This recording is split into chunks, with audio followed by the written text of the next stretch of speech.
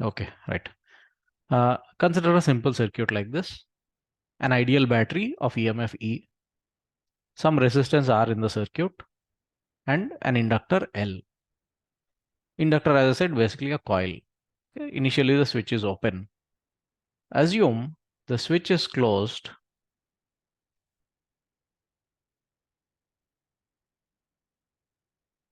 at t equal to 0. Okay. Can one of you tell me what will happen in the circuit the moment the switch is closed?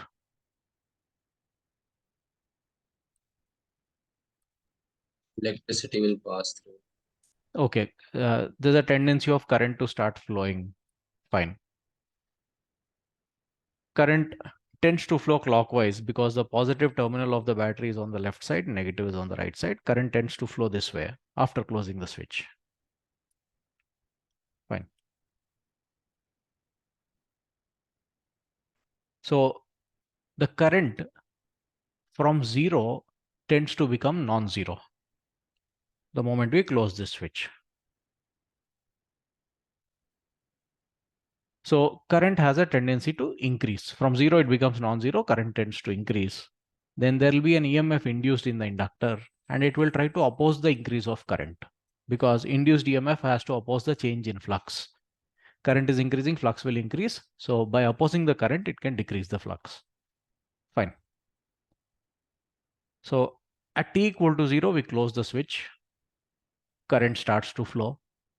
The inductor will try to oppose the current, but still current will increase at a gradual rate. At a random instant later, okay, let's say at time t,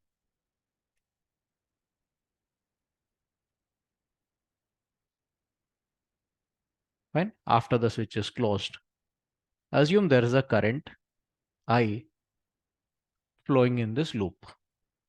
Okay. Can one of you tell me the KVL equation for this loop?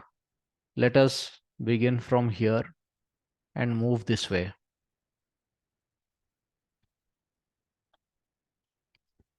I want you to write KVL for this loop. Can one of you tell me the equation?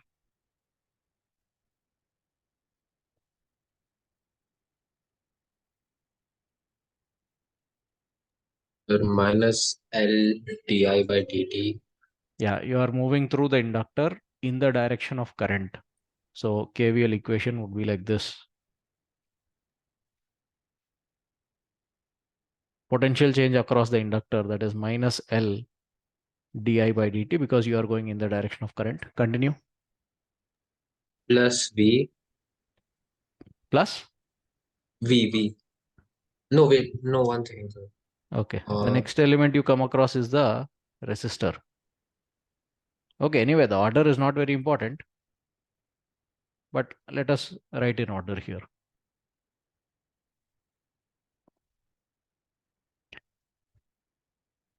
How do you write potential change across an inductor when you move in the direction of flow of current?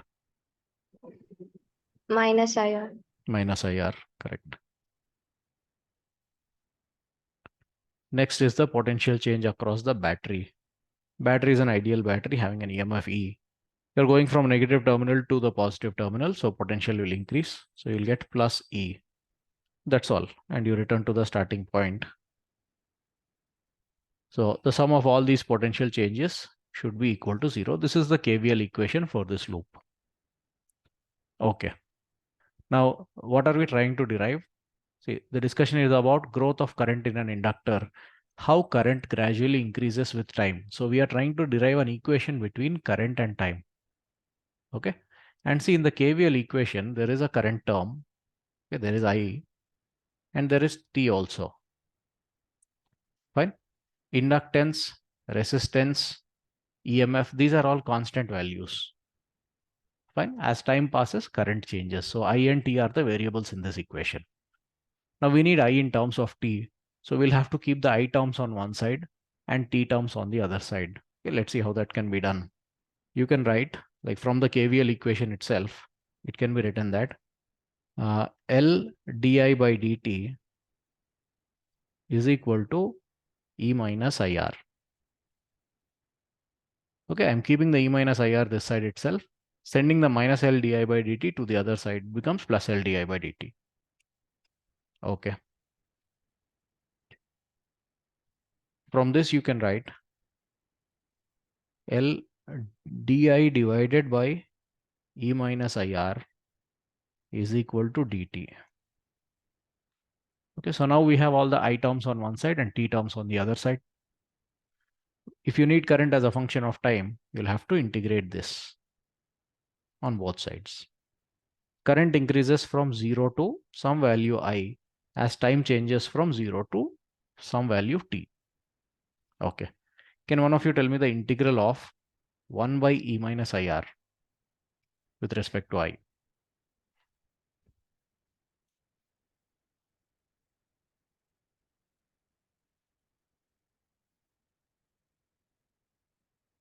Or in general, what is integral 1 by ax plus b dx?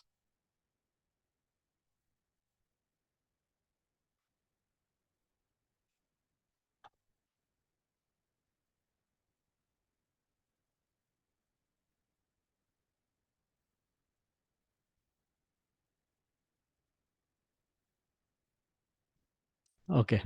The integral of this will be ln ax plus b divided by a. Okay. Now see what we have here. You can write this integral as L integral 1 by, in place of a, it's like you have minus r into I. Okay, I is the variable, plus e di. So it's like ax plus b dx. Okay, I'm converting it to that form. Is equal to integral dt. Integral dt will simply become t. We'll substitute limits in that. So the left hand side integral becomes L ln of minus IR plus E. I'm writing it as E minus IR divided by R. And we still have to substitute the limits in this. Current varies from 0 to I is equal to right hand side is t. Time varies from 0 to t. That will be t itself. Okay. Now L and R are constants. Let's send them to the other side. You will be left with ln of E minus IR minus ln of E minus 0R. Okay, I have substituted the limits. Okay, log of upper limit minus log of the lower limit is equal to right hand side you'll have RT divided by L. What is ln A minus ln B?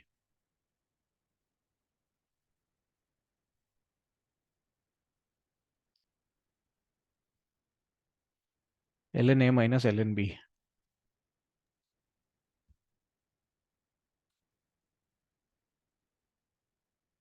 Someone unmuted, but I didn't get any answer.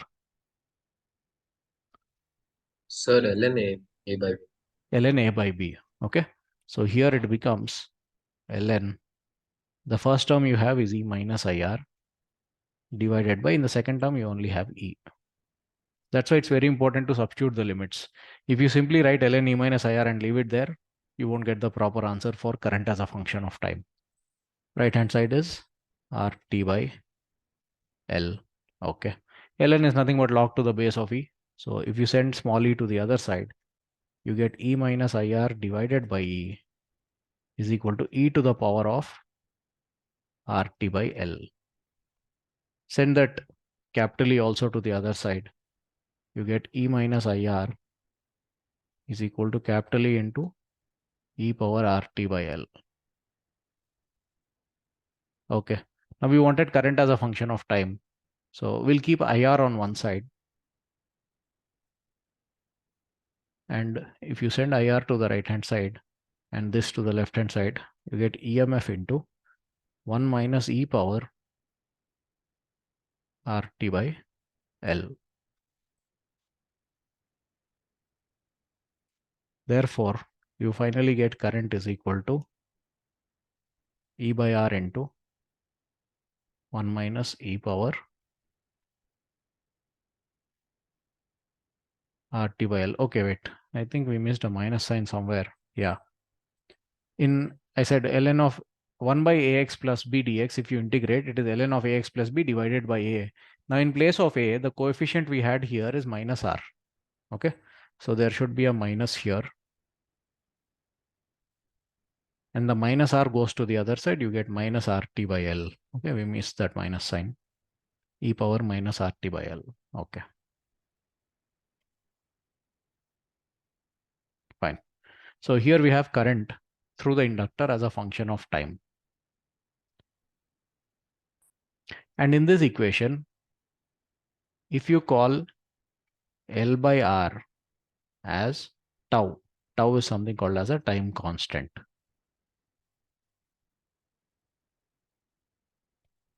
The equation changes to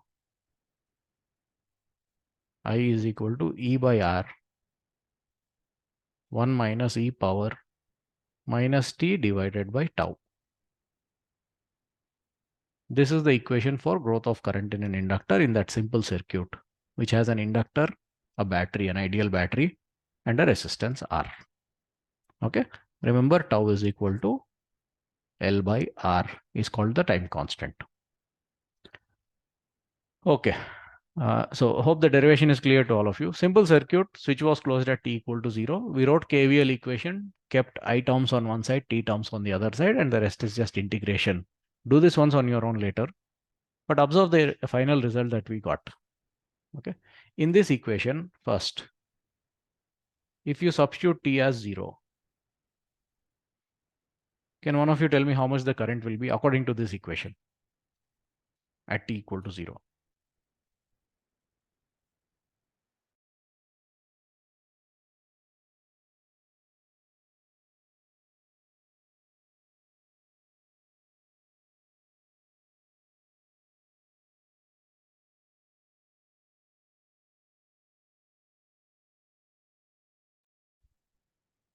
Why is it taking so long to answer? Rishi? Sir, E by R and Ha. bracket 1 minus E. In bracket 1 minus? E. If you substitute t as 0, then the exponent, the power of E becomes 0. What is E power 0? Oh, yeah, 1. And then you end up So getting 1 that minus becomes, 1. yeah, yes, sir, yes. So the whole thing becomes 0. Current is 0. And this makes sense. We close the switch at t equal to 0. So the current is just starting to grow from that moment. So at t equal to 0, the current will be 0. Okay. Next. As t tends to infinity, what does the current tend to become? Pradyun, try to answer this. Others also think about it. As t tends to infinity, that means a long time after the switch is closed, what does the current tend to become?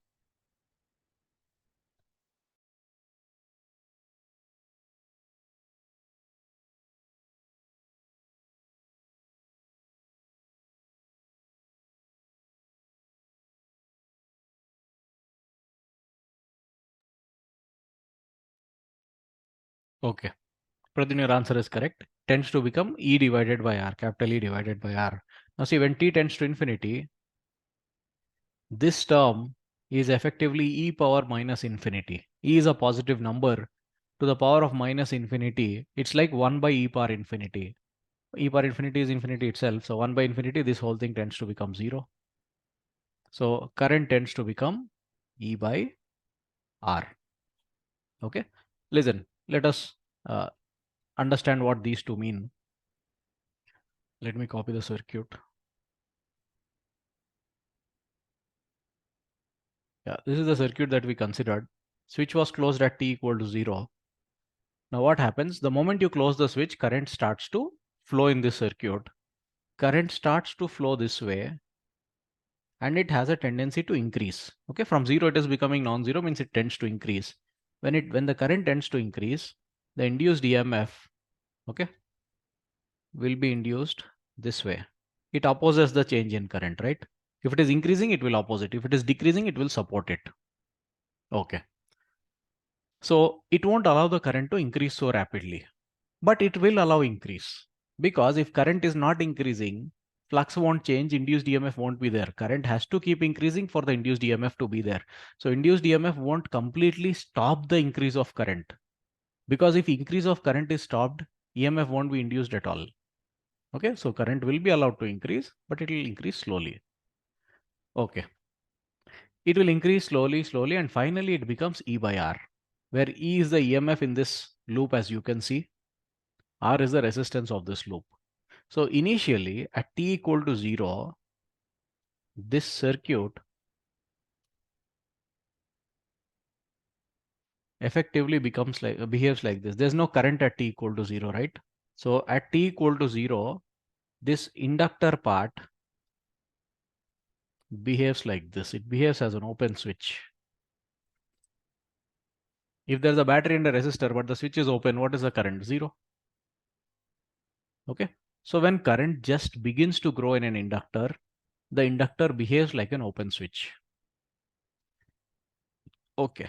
When t tends to infinity, the current tends to become E by R. E is the EMF in this loop and R is the resistance in this loop, right? So as t tends to infinity, or a long time after the switch is closed, the inductor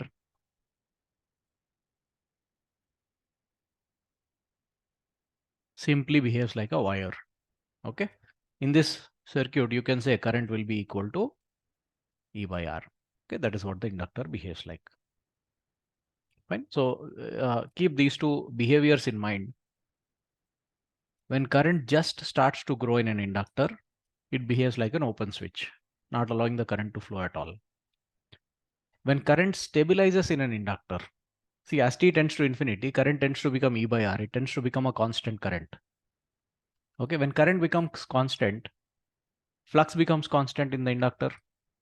If flux becomes constant, there's no induced EMF. So the inductor simply behaves like a wire. Okay, it doesn't do anything to oppose the current or support the current. It will simply allow the current to flow. So we can summarize that here.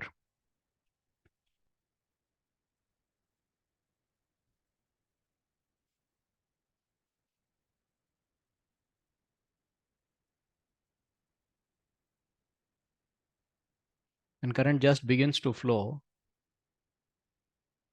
an inductor behaves like an open switch.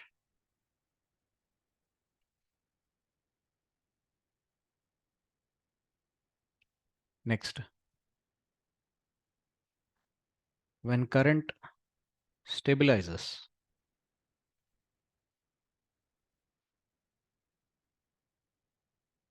that means a long time after the switch is closed,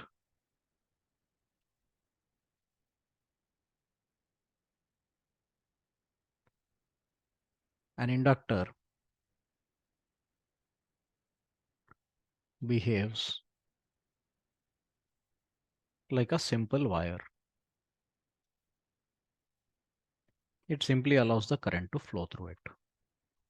Okay, keep this point in mind. Based on this, let us solve some problems first.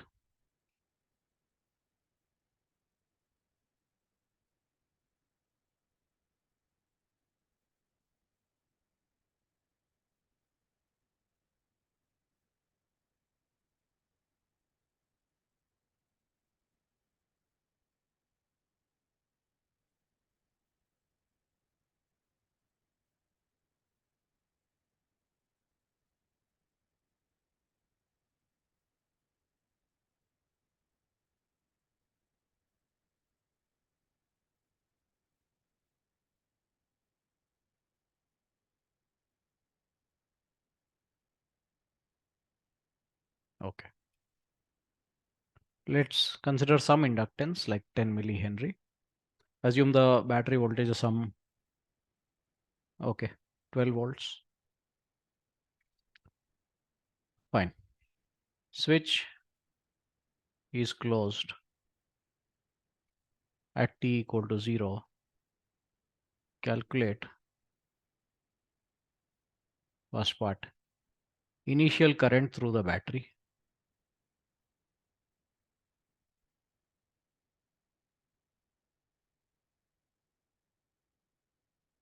and second part, final current through the battery.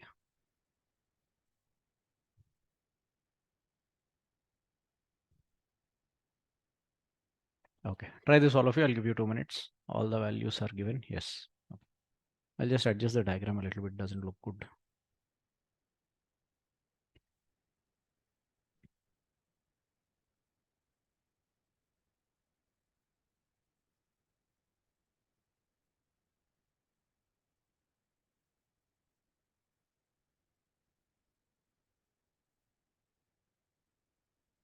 Okay.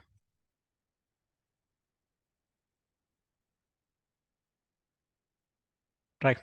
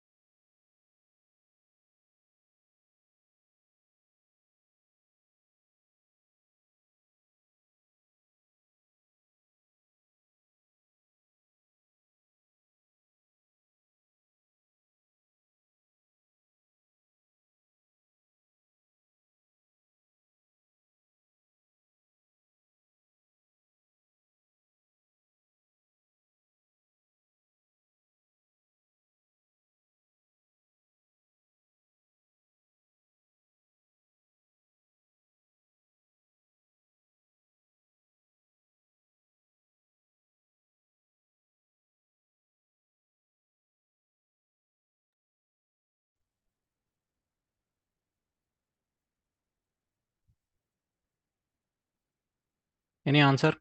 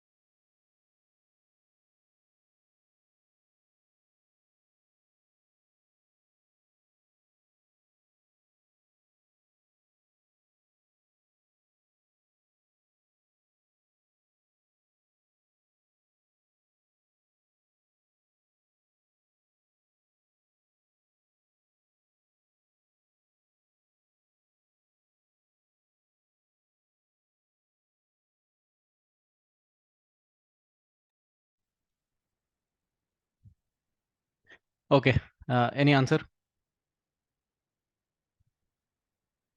Fine. Let us discuss. Rishi, tell me, basically, what happens in this circuit after you close the switch? So the current flows through the circuit. First, it goes to the uh, 2 ohm and 10 Okay, branch. let's call them. Let's call these resistors as R1 and R2. What did you say? So first, it flows from, it goes from the switch towards the R2's branch, which will be Why? Who is telling current to first go this way? sir, because the branch is coming there first, right? So obviously it'll get divided. Okay, I had recently made one video also based on this. No, see, it's not like current starts flowing from here and then splits. Okay, when the moment you close the switch, okay, understand this carefully, all of you. The moment you close the switch, you consider these 2 points, call them as A and B. the potential difference between A and B becomes 12 volt. The moment we close the switch, these two are connected to the terminals of the battery, right? A is connected to positive terminal, B is connected to negative terminal. So you establish a potential difference of 12 volt and you make current flow in this branch. And also, the moment you close this switch, automatically an EMF of 12 volts will be established, or a voltage or potential difference of 12 volt will be established between these 2 points also at the same time. Okay, so you will be making a current flow in this branch as well. Both will start simultaneously. Okay, but in the first branch AB, there is an inductor.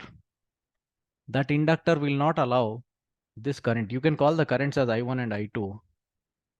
Initially, before closing the switch, both were zeros. I1 was 0, I2 was also 0. Okay, the moment you close the switch, I1 tends to become non-zero, I2 also tends to become non-zero. I2 can increase to any value. There is no inductor in that branch. But in the branch where current I1 is flowing, there is an inductor. It won't allow I1 to increase rapidly. Okay. So now tell me, in the first branch, AB, that middle branch, current is just beginning to flow. In that upper branch also, current is just beginning to flow after you close the switch. But in that upper branch, there is no inductor, no. So how much ever current is necessary, that will flow right away. In the middle branch AB, since there is an inductor, current is just starting to grow in that inductor. Okay.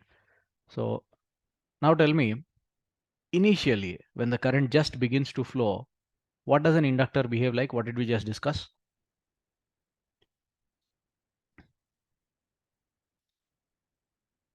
When current just begins to flow, what does an inductor behave like? Open circuit. Open switch. Okay. So at t is equal to 0, that is the moment you close the switch,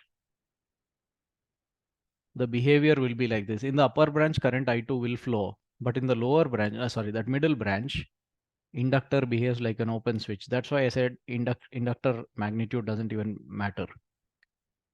Inductance doesn't matter. So tell me, how much will the current in the middle branch be the moment current starts to flow? If it's an open switch, why will current flow in that branch? Okay, so this current becomes 0. In the branch consisting the inductor, the current will be 0 initially. In the other branch, upper branch, potential difference, how much is the potential difference between C and D?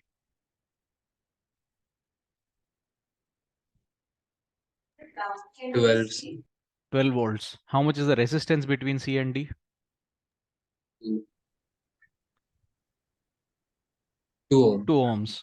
12 volt potential difference across a resistance of 2 ohms. How much current will flow? 6.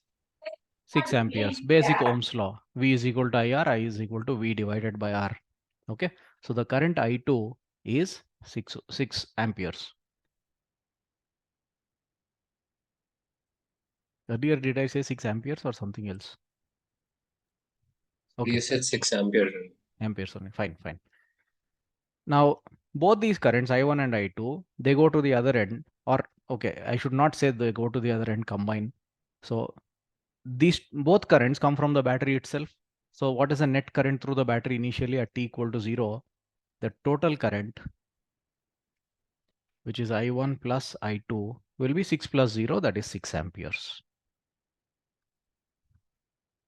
Okay, so first you have to see what all points are connected to the battery. AB are connected to positive negative terminal. CD also are connected to positive negative terminal. The moment you close the switch, a potential difference will be developed across AB. It will also be developed across CD. Currents will start flowing in both the branches. But in the middle branch, there is an inductor. It will oppose the flow of current. So this is the situation at t equal to 0. Next, a long time after the switch is closed. Now see, in that middle branch, current from 0, it tends to become non-zero. In fact, the potential difference you are applying across the middle branch is 12 volt. And the resistance in the middle branch is 2 ohms. So current tries to become 6 amperes in that branch also. From 0, it tends to jump to 6. But inductor won't allow that sudden jump. But it will allow that gradual change. Okay. So a long time after the switch is closed. So you can say as t tends to infinity, the circuit will be like this. What does an inductor behave like a long time after the switch is closed, or when current stabilizes through the inductor? What does the inductor behave like? A wire, sir. A wire, Normal wire. a simple wire. Yes. So you can consider it like this. That's all. And both current 6 ampere, 6 ampere. So now the total current will be 12 ampere.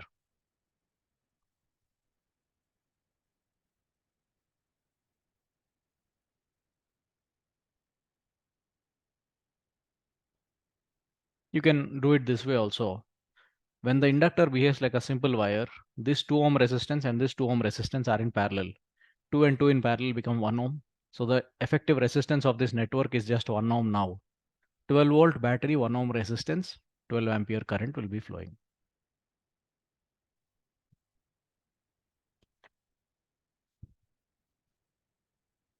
Okay. So remember this point, when current just starts to grow, the inductor behaves like an open switch. But when current stabilizes, the inductor behaves like a wire. And you can tell the initial current, final current.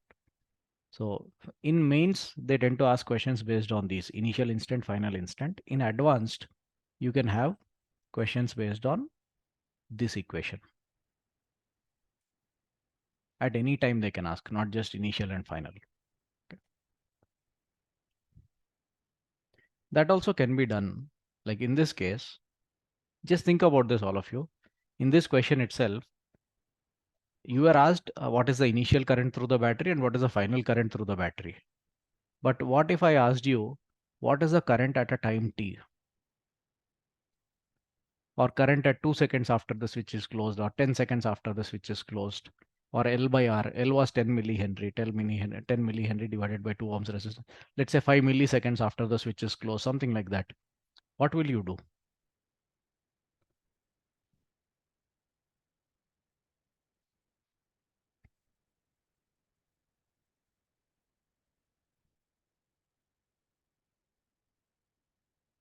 Sir, we use that equation and set the values. Correct. And using that equation, that current, when you say equation, I know you mean it's the current time equation. Using the current time equation that we derived above, which current can you find out, I1 or I2 or both? Both, sir. No, I2 is 6 ampere itself. Okay, because the voltage across CD is 12 volts always. So I2 will always be 6 amperes. In that middle branch, current slowly grows. Because there is an inductor in the middle branch, growth of current will happen in the middle branch. In the upper branch, it's always 6 amperes. Okay. So for the middle branch, like you forget the upper part now. Okay, let me copy this diagram. Just a moment. You can think of it like in the upper branch, we know the current is 6 amperes. It will always be 6 amperes. So the situation changes to something like this.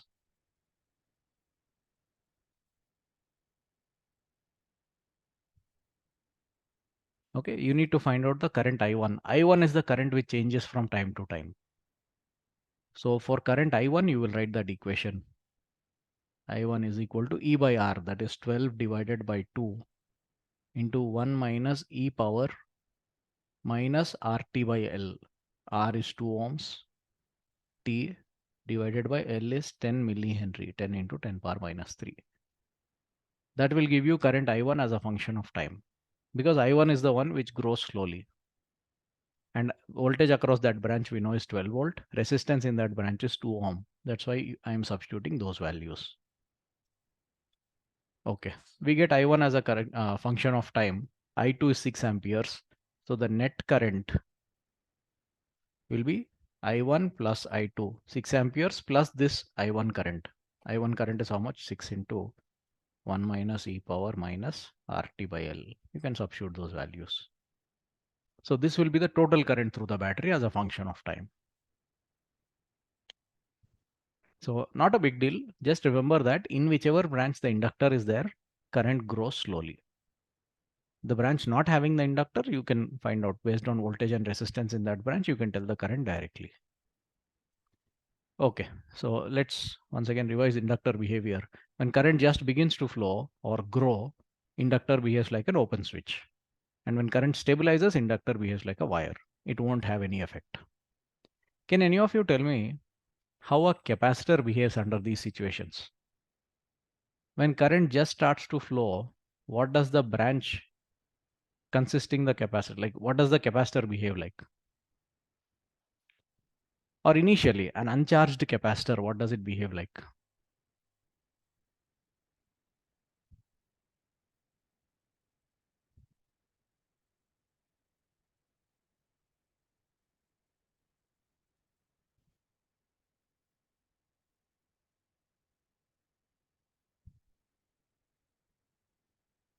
Okay, we had discussed this in charging and discharging of a capacitor. Revise that once. Capacitor shows the exact opposite behavior. Okay, let me explain why also. It's not very difficult. Listen, understand the logic behind anything that you learn in physics. Consider a simple circuit like this. Let's say there's a capacitor, uncharged initially. Switch, some resistance, and an ideal battery. Usually, when you connect a capacitor of capacitance C to a battery of voltage V, how much charge does it get? If you apply a potential difference V across the plates of the capacitor, how much charge does it get?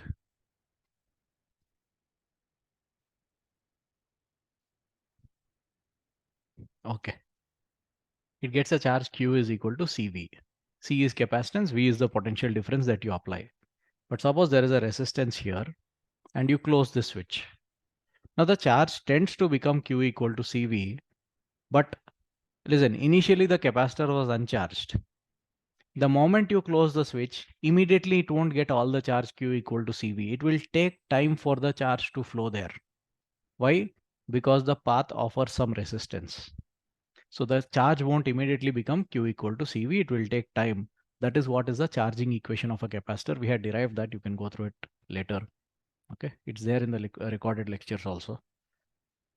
Uh, anyway, we are discussing the behavior of a capacitor. Initially, this capacitor was uncharged. No. So at t equal to 0, the moment you close the switch, the capacitor does not have any charge. If there's no charge across the capacitor, on the capacitor, there won't be any potential difference across the capacitor. No potential difference means this plate and this plate are at the same voltage, same potential.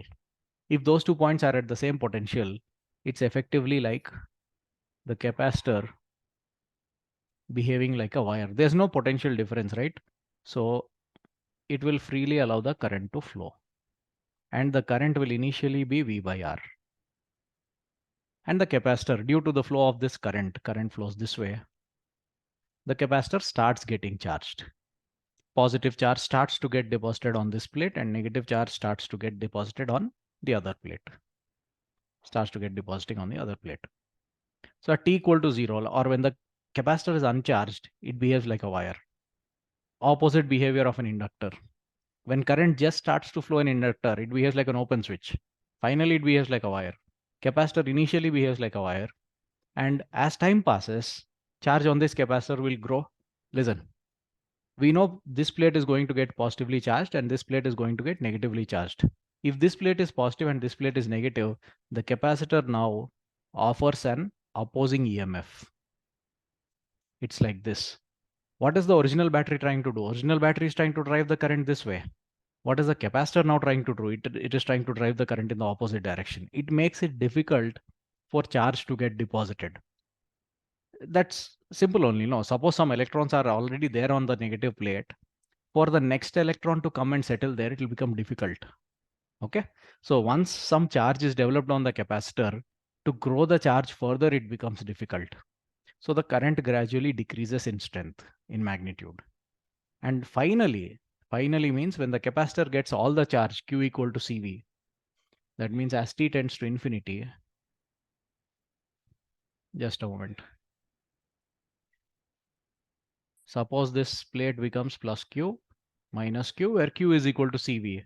If Q equal to CV, V is equal to Q by C, or okay, I should not use that. Q equal to CV, this V is the voltage here, right? And the voltage across the capacitor also becomes the same, V. Now one V is trying to drive current this way, the other V is trying to drive current the opposite way. They are of the same strength. Finally, the current becomes zero. And if current is zero, you can say that the capacitor effectively behaves like an open switch.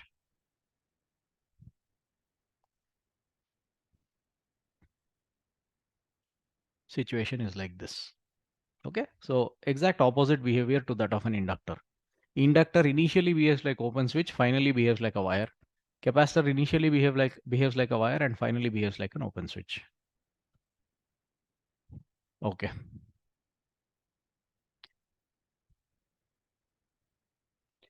Fine. So that is about growth of current in an inductor. An inductor in which there was no current initially, when it starts to flow, you can write an equation for current as a function of time by using KVL. Okay. See, they can give you slightly complicated circuits also. Like instead of one inductor, they can use two inductors. In the upper branch also, they can put an inductor. Then I1 will be current as a function of time. I2 also will vary as a function of time. Okay. And then you add both, you will get the total current. Idea is the same. Okay. Now again, consider that simple circuit. Just a moment. Let us draw better diagrams.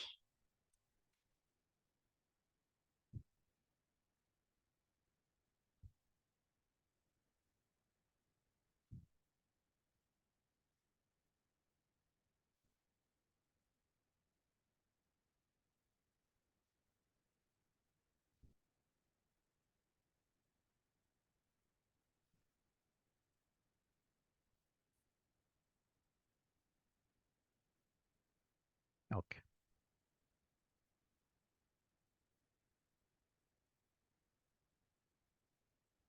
Now, when we close the switch, we know that current will grow and finally the current becomes E by R.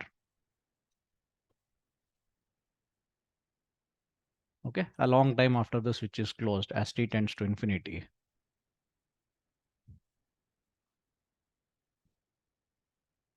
You get I is equal to E by R.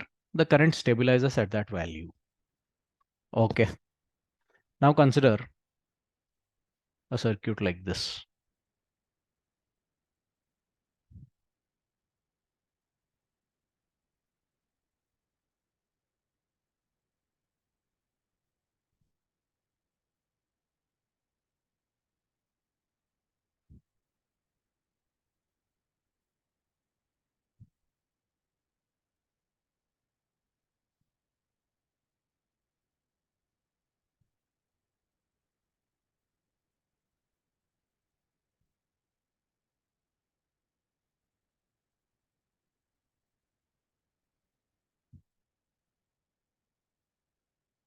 Let's say there's a switch here which can be adjusted to position A and also to position B as needed. Okay, A or B. Fine. First, when the switch is connected to A, okay. Oh, wait, there's supposed to be a resistance here. Let's call this resistance as R1 and this resistance as R2. Okay. First, when the switch is connected to A, it's like R2 is not a part of the circuit at all. Current will flow in this loop and current will gradually increase. It will become E by R. Okay. So in the inductor also the current becomes E by R. Let's say that current is established. So let me show you the flow of current also. It flows only in this branch. I is equal to E by R. R1 actually. Okay. Now assume the switch is suddenly changed.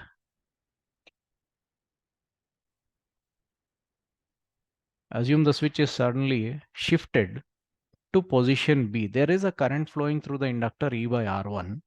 Okay. And let's say the switch is taken off from this position and suddenly connected to B.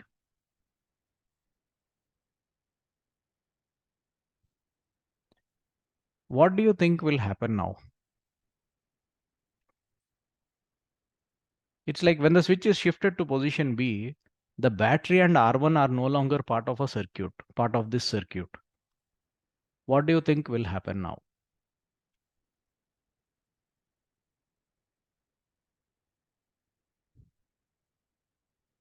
Anyone?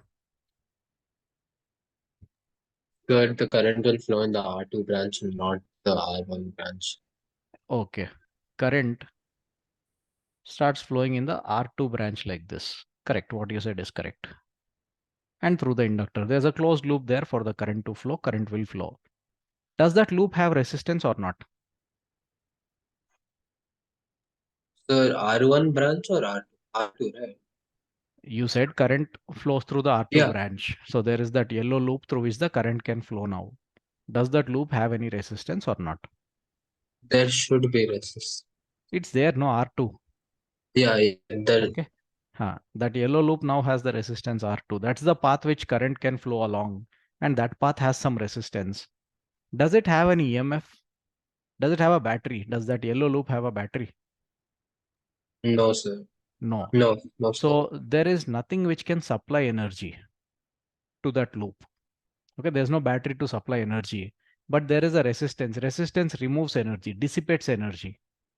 Okay, we know this. When current flows through a resistance, heat will be dissipated.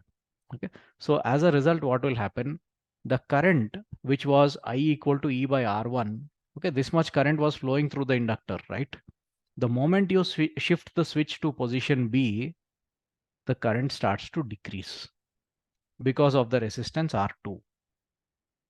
Okay, but since there is an inductor in this loop, the current doesn't immediately become zero. It gradually decreases and becomes zero. And this is what we call as decay of current in an inductor. Opposite of growth. Okay, let us discuss this now.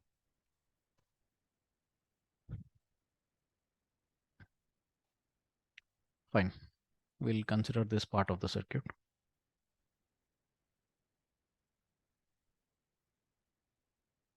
So an inductor in which current was already flowing, if you remove the battery, current will decrease in the inductor. It won't immediately become zero because inductor does not allow sudden changes in current. It will allow gradual changes. So it will gradually become zero.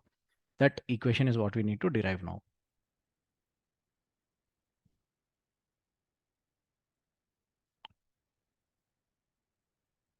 Consider this situation.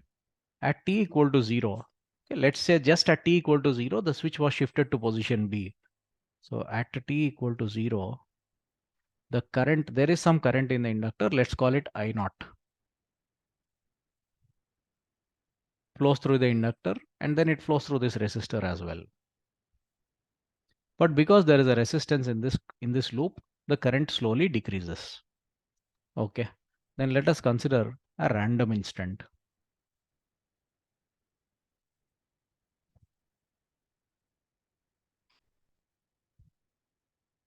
Current slowly decreases, so it won't be I naught anymore. So at random instant,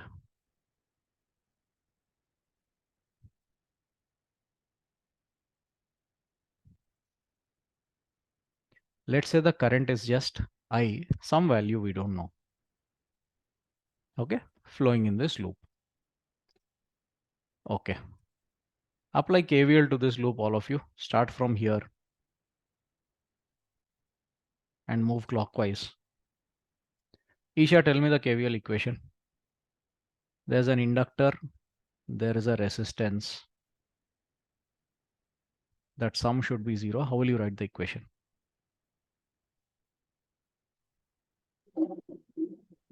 Sir, minus L di by dt. Okay, through the inductor in the direction of current, minus L. Across the inductor in the direction of current, minus L di by dt. Minus IR. Through the resistor also, you are going in the direction of current itself. So minus I R. You can write it as minus I R2 equal to 0. Fine. Again, what we want is current as a function of time. So you'll have to keep the current terms on one side and t terms on the other side. So you can say from KVL itself that L di by dt is equal to minus I R2. And we can write di by I is equal to minus R2 by L dt. Integrate both sides. Current was initially I0 this time. Inductor had current in it. It gradually decreases to I. Current varies from 0 to T. We shifted the switch to position B, means the current started decaying at time 0. After a time T, we want to find out how much current still flows in it. Okay. The right hand side integral is easy. It becomes minus R2 by L into T. Left hand side, what is integral di by I?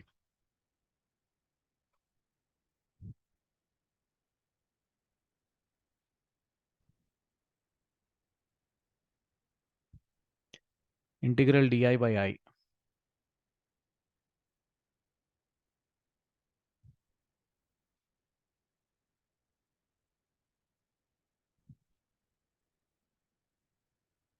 What is integral 1 by x dx? Sir, ln x. So 1 di by I is nothing but 1 by I di. What will its integral be? It will be ln I. L, yes. Okay. From I0 to I is equal to minus R2T by L. Substitute limits, it will become ln I minus ln I0. We can directly write it as ln of I by I0 is equal to minus R2T by L. Send E to the other side. You get I by I0 is equal to E power minus R2T by L. Because when the current is decaying, the resistance is R2. So I'm keeping it as it is. Therefore, you get current as initial current in the inductor I0 into E power minus R2T by L. This is the decay equation. Earlier we had derived the growth equation. This is the decay equation.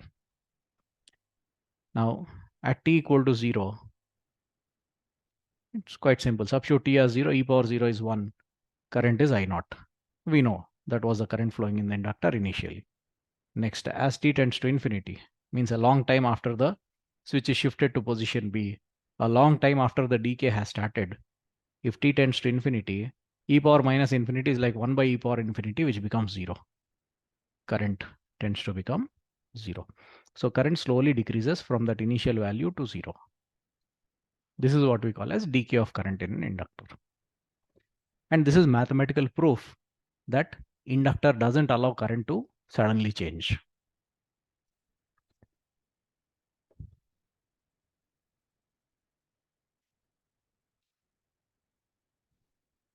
Okay, so first the switch was in position A. In position A, the battery is part of the circuit, so it will drive current. Current will grow. Let's say it has grown to the maximum value E by R1. Then when you change the switch to position B, the current E by R1 is there in the inductor, but battery is no longer part of the circuit. The resistance now becomes R2. R1 is also not part of the circuit. So the current E by R1 starts flowing through the resistance R2 and decreases. Okay, so but inductor doesn't allow the current to become 0 immediately. Okay, so even though there's no battery in that loop, the current slowly decreases to 0. Okay, in fact, ideally it takes infinite time for the current to become 0. In a practical situation, in a finite time itself it will become 0. But in an ideal situation like this, it takes infinite time. Okay, is this clear to all of you? Growth of current, decay of current. Any doubts in this?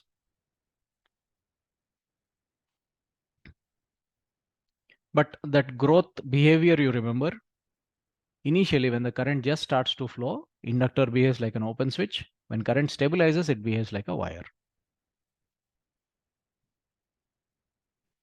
Okay, so for now, that is all you need to know about an inductor.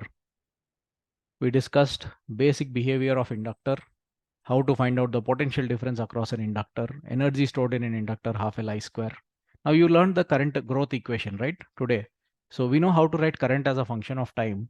And if you know current at any time, you can tell energy stored in the inductor at any time. Okay, current, like energy stored in an inductor depends on current, half L I square. So just bring that current as a function of time into that equation. We'll get energy as a function of time. Fine. So far we have discussed about self-inductance of a coil. Current flowing in a coil produces flux through that coil itself. Their ratio is called self-inductance. Now there is something called mutual inductance as well.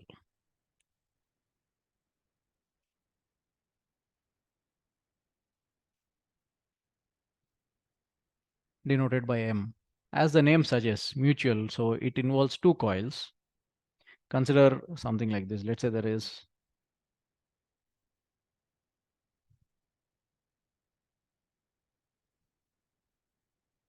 or just a moment, I'll try to download an image.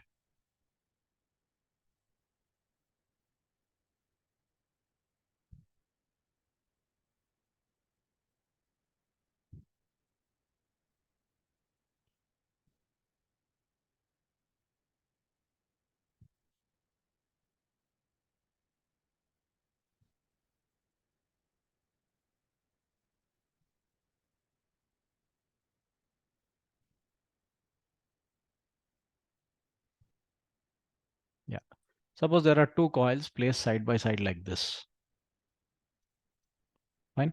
AC and all we'll discuss later, but let's say there are two coils.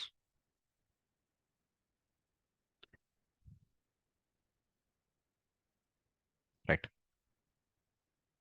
First coil, second coil.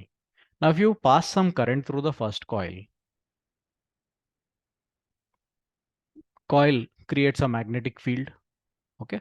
The field lines produced by the first coil, which are shown in this image, some of them can pass through the second coil. Of course, how many of those field lines pass through the second coil depends on how the coils are arranged. Okay. So in this arrangement, they have shown as if all the field lines produced by the first coil are going through the second coil. Let it be. It depends on the arrangement. Fine. But basically what is happening, current in one coil, let's call it I1, is producing flux in another coil. Okay, you can call it as phi2. Field lines are passing through the second coil due to magnetic field produced by the first coil. This ratio, flux in the second coil to current in the first coil, is what we call as their mutual inductance. Okay. Dimensionally, it's the same as self-inductance. Self-inductance was phi by I. Okay, magnetic flux divided by current, but current of the own loop, that loop itself. But here it is flux in one loop divided by current of the other loop. Okay. So units, dimensions and all will be same. And this is what we mean by mutual inductance. And why do we need this? See, current in one loop, one coil, produces flux in another coil. Now, if this current somehow varies, suppose this is a variable current, then automatically the flux in the second coil will become variable. And one of you tell me, if flux in a coil varies, if magnetic flux varies, what happens in that coil?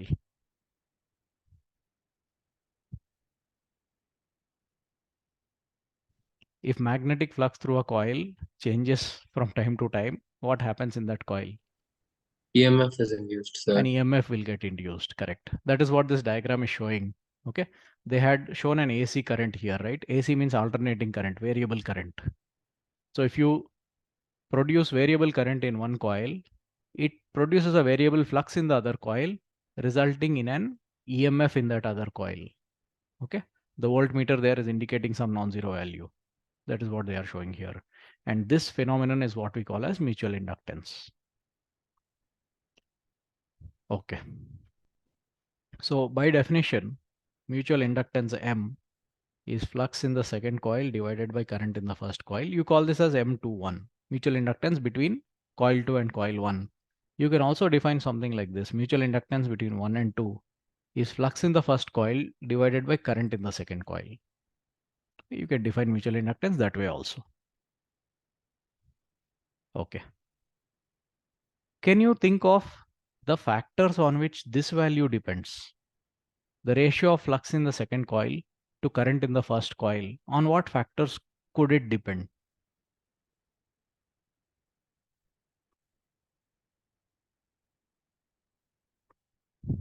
Or let's see, let's solve some problems based on this, you'll understand.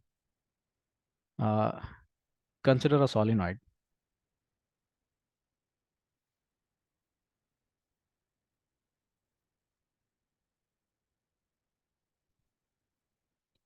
Just a moment.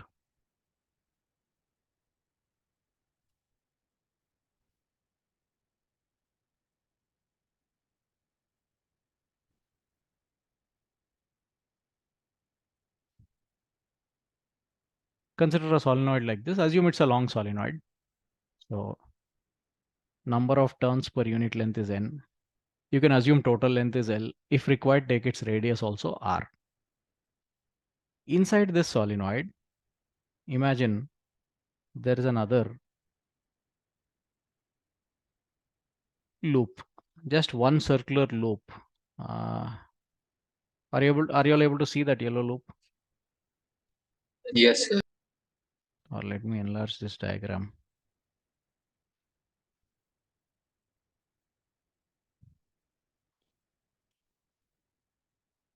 Inside the solenoid, assume there is a circular loop arranged like this, coaxial with the solenoid. Means it has the same axis as the solenoid. This circle's radius, let's say, is capital R. It's coaxial with the solenoid, as you can see. Okay. Now the question is to calculate mutual inductance between these two. Fine. There are two coils here. Of course, the solenoid is a coil having number of turns. The other one is a coil having only one turn. Let it be. We need to derive the mutual inductance between these two. Okay. What is the basic formula for mutual inductance? Flux in one coil divided by current in the other coil. And remember, this flux in the second coil should result from current in the first coil. Okay. Flux in the second coil is not the second coil's own flux. It's the flux produced by current in the first coil. Okay. Now, what were the steps we took to derive self-inductance of a solenoid? Or generally, if you want to derive self-inductance, how do you start? Anyone? The first we find the magnetic field. First we assume current. Based on current, we derive the magnetic field. Okay. Yes, And sir. yeah. And after magnetic Then field, we we take get the flux, flux, then flux flux in divided each by turn. current. Correct. Will the final result for self-inductance depend on the amount of current that you consider? No, sir, no, I don't. It will not. Inductance, self-inductance, we know depends on geometry and medium inside. The formula is flux divided by current. So the formula may make you feel like it depends on current, but no, that ratio of flux to current will become independent of current. So we begin by assuming some current and derive. We have to do the same here also. You have to assume current in one of the coils, and as a result of that current, find out flux in the other coil. Now here, there are two coils. One is the solenoid, the other is the circle. You all tell me, like you have to think of the steps ahead. You have to take current in one coil. Based on that, you have to find out the magnetic field produced by that coil. Based on that, you have to find out flux produced in the second coil, and then take the ratio of flux in the second coil to current in the first coil. So tell me, in which of these coils, solenoid or the circular loop, shall we consider the current? Now, some of you may have this doubt also. The answer may change depending on which coil you take the current in. Okay, it's possible. It's a natural doubt. You take current in one coil, find out flux in the other coil, divide them, you will get one value. If you take current in the second coil and flux in the first coil, divide them, you may get a different answer. So we don't know if the answer will be same either way or not. Okay, so we have to start somehow. So you all tell me, in which coil shall we assume the current? Inductor or the circular loop?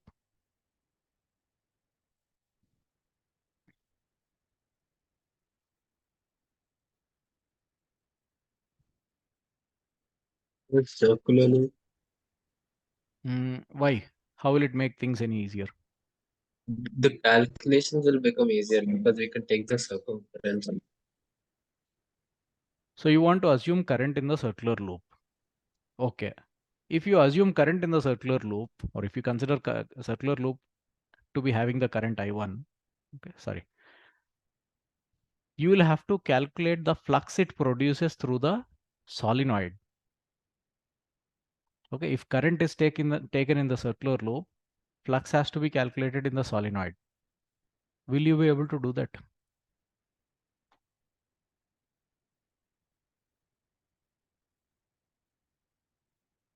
No, sir. Why? What makes it difficult to calculate that?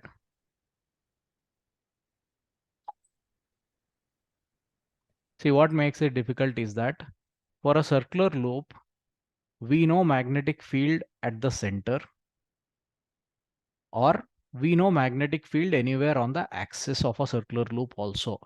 Circular loop behaves as a magnetic dipole. We know how to find out field on the axis.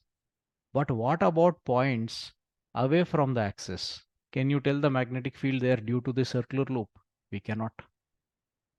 And if you cannot tell the magnetic field at those points, you cannot calculate the flux through the turns of the solenoid. So if you take current in the circular loop and try to find out flux in the solenoid, mathematically you don't know any way to proceed. Did you all understand what I said? Did you all understand why it is difficult or why it is not possible for us to calculate mutual inductance this way? Isha, did you understand the difficulty here?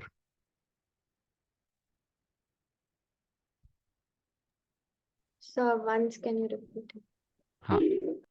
We need to find out the mutual inductance between this circular loop and the solenoid. To find out mutual inductance, we need to assume current in one of the coils and find out flux in the other coil produced by this current. So what we were discussing is that we will consider the current in the circular loop and find out flux in the solenoid. If you consider current in the circular loop, that's fine, you take current. You have to find out flux in the solenoid. To find out flux in the solenoid, we need to know the magnetic field at every point in that solenoid. And who is producing that magnetic field? It's not the solenoid's magnetic field, it's the circular loop's magnetic field. Circular loop produces a complicated magnetic field. Its field lines will be like this. Okay, assume current is flowing this way, field will be to the right. On the axis, the magnetic field will be like this.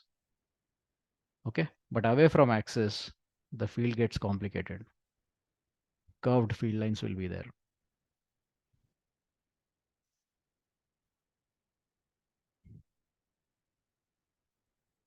Okay, and we don't know the expression for magnetic field of a circular loop away from its axis. So if you don't know how much magnetic field the circular loop is going to produce, you cannot find out the flux through the solenoid. Field into area will give us the flux, but if you don't know an expression for field, you can't get an expression for the flux. So we cannot find out mutual inductance in this case by taking current in the circular loop and trying to find out the flux in the solenoid. Okay, that is what I was saying. So let us try it the other way. We'll consider current in the solenoid. Okay, assume the solenoid has a current I1 passing through it. Do you know the expression for magnetic field in a long solenoid? Anyone? Magnetic field in a long solenoid. Sir, mu naught n square Ah, L pi r. no, that is self-inductance of a solenoid. It's simply mu naught Ni. Okay, magnetic field in a long solenoid, mu naught Ni. Is it a uniform field throughout the solenoid or not? If it's a long solenoid, the magnetic field mu naught Ni, is it uniform in it or not? It's a uniform field. Okay, so due to that current, the solenoid produces a uniform magnetic field. Okay, current is flowing like this, so magnetic field will be to the right. you get a uniform magnetic field, then it means we know magnetic field at every point of this circular loop. And if you know magnetic field at every point of that circular loop, you can tell what is the flux through that circular loop. So current in the first coil, that is the solenoid, produces flux in the second coil, the circular loop, and we can calculate the flux in that second coil. Okay, and if you can do that, you can find out their mutual inductance. Flux in the second coil divided by current in the first coil. So let us do it that way. So we'll assume current to be flowing in the solenoid, and we'll find out flux in the circle, divide them to get the mutual inductance. So as you all just said, magnetic field produced by the solenoid will be mu naught n I1. I1 is the current in the solenoid. Now this is a uniform magnetic field. You can see how the field lines are passing. You can see how the circular loop is arranged. So one of you tell me, what is the flux due to this magnetic field through the circle? Circle's radius is given. You know the magnetic field strength.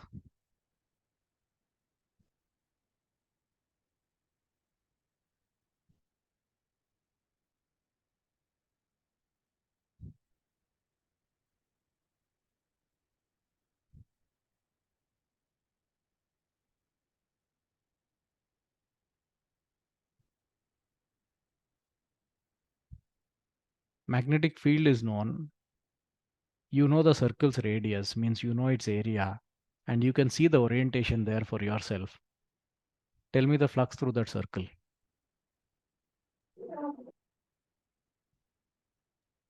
The magnetic field in so it will be mu naught n mu naught ni pi r square. Okay, that is correct. Okay, see, for this circle, the area vector will be along the axis like this. The area vector of the circular loop and the magnetic field are in the same direction, and the magnetic field is uniform. So basically you can do B1 dot A2. Okay, that is B1 A2 cos theta. Theta is 0, cos 0 becomes 1. So the flux in the circular loop becomes field produced by the first coil mu naught n I1 into area of the second coil pi capital R square. That's all. You got flux in the second coil as a result of current in the first coil. Now you are in a position to express the mutual inductance phi 2 divided by I1. If you divide that by I1, it becomes mu naught n pi capital R square.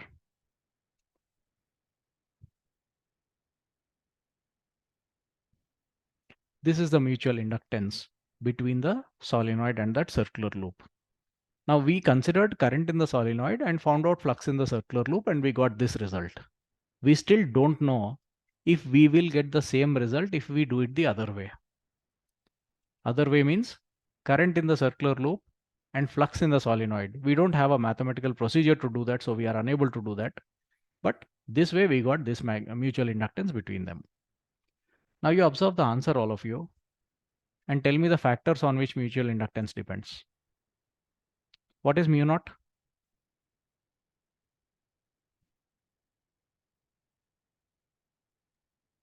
Permeability Of free space.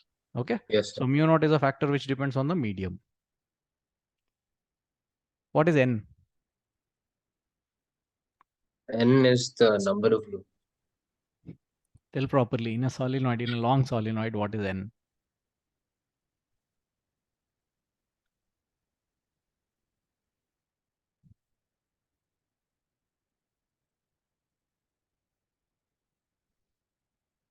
Anyone? What does small n mean in case of a long solenoid? Number of turns per unit length. Number of turns per unit length. Okay, correct. So it's a factor which depends on the geometry of the solenoid. Okay, and capital R here is the radius of that circular ring that we have taken. That is also a geometrical factor. So n and r, these are geometrical factors. So it depends on the medium between the two loops, two coils. It depends on the geometry of the coils. And also, this circular loop was arranged in such a way that its area vector, that yellow vector that I have drawn, I don't know if you're able to see it or not. Are you able to see that yellow vector? Yes, sir. Huh. Depending on the way the circle is arranged, okay, or for the particular way it is arranged here, the area vector is in the same direction as the magnetic field. So we got this answer. If that circle is tilted a little bit, then the area vector will be tilted. Then you'll get a different answer. The flux will change if the orientation changes. Okay. So orientation factor also was considered. So it depends on medium, it depends on geometry, and also depends on the relative arrangement of the coils.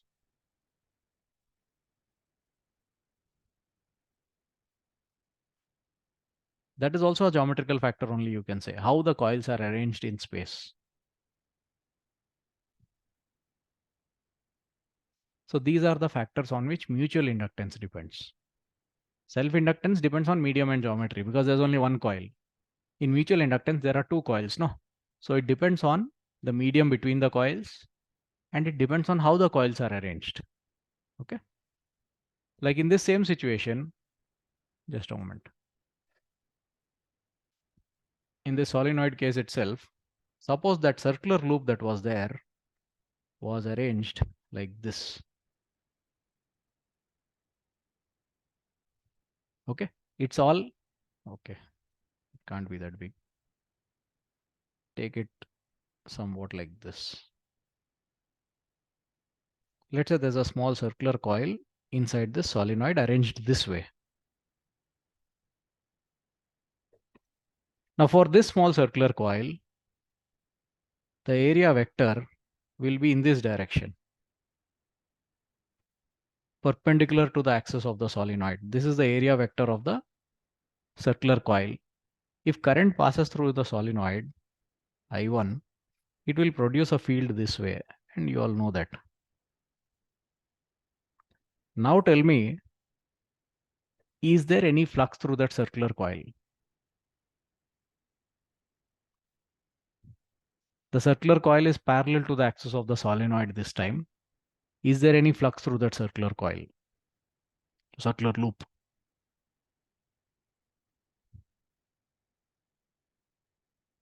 Or you tell me, what is the angle between magnetic field produced by the solenoid and area vector of that circular loop? What is the angle between these two?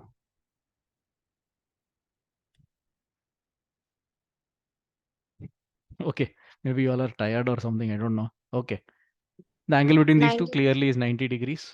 Okay, so if you try to find out the flux through the circular coil this time, first magnetic field dot second area, it becomes 0. And what this means is current in the first coil is not able to produce any flux in the second coil. In that case, the mutual inductance phi 2 divided by I1 becomes 0. Okay, so what was the problem here? It's the same solenoid, same circle, but the way they are arranged is different from the previous situation. Okay, so mutual inductance. In this case, there is no mutual inductance at all. Current in one coil is not able to produce any flux in the other coil. So mutual inductance depends on how the coils are made, what medium is present between them, and also how the coils are arranged relative to each other.